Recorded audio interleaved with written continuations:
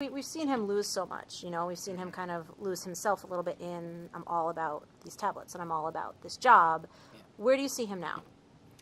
I mean, he's kind of been through, like, you know, a little bit of Sam's story, a little bit of Dean's story in a very short amount of time. So, you know, in that sense, he is a tragic character. He's, you know, lost pretty much everything that was important to him. You know, his family, his friends, his academics, but they were all replaced by certain parallels in this new world, right? So instead of studying, you know, to get into Princeton, you know, he has a new assignment. You know, he has to do well in this. You know, he now has parental figures, you know, mentors, you know, Sam and Dean. Mm-hmm. You know, and so every I was gonna say girlfriend, but no, let's not go there. Well, maybe soon. Maybe Mark. We don't. Oh. Maybe Crowley. Sure. You know. Yeah. What stays in the bunker? What happens in the bunker can stay in the bunker. You know, so he's got a lot of parallels, but you know what? He's still kicking. Mm-hmm. You know, there are replacements. You know, they're not the original, but it's what he's left. You know, and I like to believe that Kevin isn't optimistic, right? He's smart enough to know that beating himself down and just, you know, moping around won't do him any good, right? He's very matter-of-factual, and it's like, what are the pieces in my life right now? Let's make the best of it. And I think that's what he's doing. So he's got the Winchester, he's got, you know, Cass when he comes over to Garth, maybe visits. I don't know. You know, and he's got his work to do. So he makes the best of that situation. Well, I mean, obviously we recently saw him kind of take a big step and, I don't want to say man up, but I mean, like, digging into his own arm to give Crowley blood, I think was not something that the Kevin we first met would have ever done. No. So do you see him now as kind of taking charge and trying a little bit to be more involved in the day-to-day, the nitty-gritty? Does he want to go out there and hunt with Sam and Dean? Or I think he's a very practical person. And yes, he wouldn't have done that at the beginning, but that's because, you know, he came in with more, I guess, selfish motives. And now that he's in the supernatural world, and it's not, you know, he's already lost everything, right, except his own life. That's the only thing he has left. But he's a new family, and the stakes are not grades. It's not getting into school. It's, you know, saving the world. You know, so, you know, when you have those priorities in mind, you know, if Crowley's not going to help you with Sam's blood, well, Kev's going to do what it takes. Okay. You know, and at the end of the day, he has an objective, you know, that greater goal, and, you know, the ends justifies the means for him. Now, you mentioned, obviously, like, Cass coming in and out and dealing with Crowley.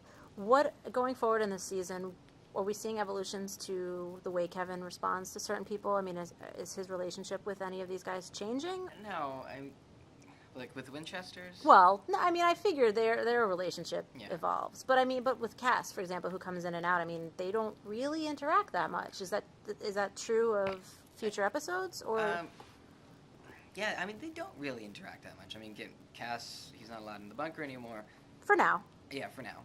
And the few interactions he's had with them have been so odd and, like, misplaced. So it's, you know, it's a good question. What does he think of Cass?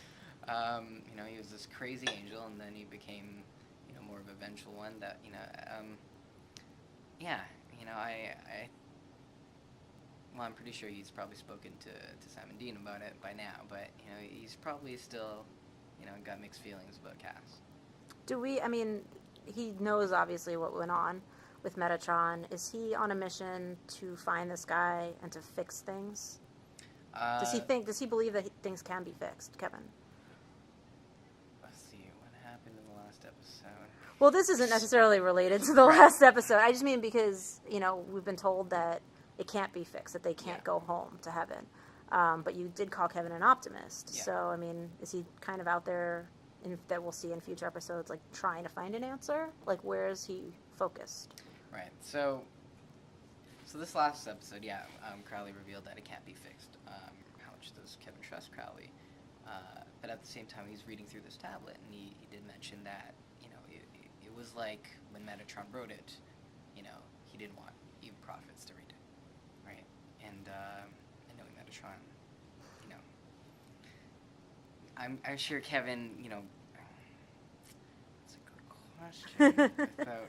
Well, I mean, what are we going to see? I guess maybe a little bit more vaguely. Like, Yeah. what are we going to see for you in the next few episodes? Where is your work mostly focused? Yeah, I think he. I'm not in 908, but I'm in 909. Kevin. Yeah, I don't think Kevin's gonna take Crowley's words to heart, you know, and with Metatron's like deciphering, I think he's taking that as a challenge, and he's gonna try his best to crack it. Okay. Yeah. Now, I would love for Lauren to come back. That would also mean a Kevin-oriented episode. well, that too. No, that would be really cool. I mean, just for Kevin to see, you know, a glimpse of hope, of a light, you know, in dark times. You know, it's just kind of nice. Do you think it would be a glimpse of light even if she was dead? Like if it was, you know, I'm not reuniting with my mom, but I'm seeing her again. Is that still enough? A closure would be really nice. Okay. Yeah, especially with, you know, Crowley always holds that over his head, and he's always teasing him. So I think just to have that closure would be really nice for Kevin. Okay. And what does the relationship with Crowley look like in the next few episodes? I mean, are you guys bantering a lot, or are you staying away from him? What's... I think since the last time they got together, Kevin's going to try to keep his distance with Crowley. Okay. Yeah. But, I mean, does Crowley kind of see Kevin as somebody he can still bat around, or is he maybe...